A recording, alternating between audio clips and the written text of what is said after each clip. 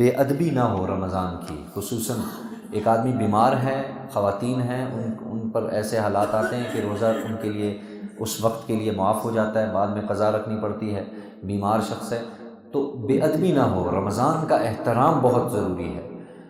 ان کے لیے بھی حکم یہ ہے کہ وہ اس کیفیت میں بھی تشبہ بالمصلین جیسے ہوتا ہے نا، کہ اگر ایک عورت نے نماز نہیں بھی پڑھنی تب بھی وہ عورتوں کے نماز پڑھنے کی مشابہت ضرور اختیار کرے گی، مصلی بچھا کے وہاں بیٹھے گی، اگرچہ اس نے نماز اس پر فی الوقت فرض نہیں ہے، یعنی معاف چل رہی ہے فی الوقت۔ اسی طریقے سے روزے اس کیفیت میں رہنا ہے کہ بھائی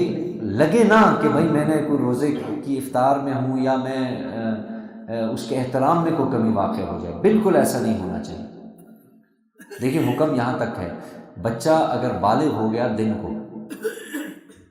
12 بجے بچہ بالغ ہو گیا، لڑکا بالغ ہو گیا، تو 12 سے لے کر افطاری کے وقت تک اس کے لیے کھانا پینا یہ درست نہیں ہے، حالانکہ اس کا روزہ نہیں ہوگا،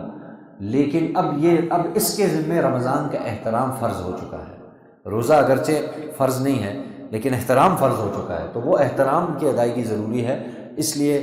یہ بھی اپنے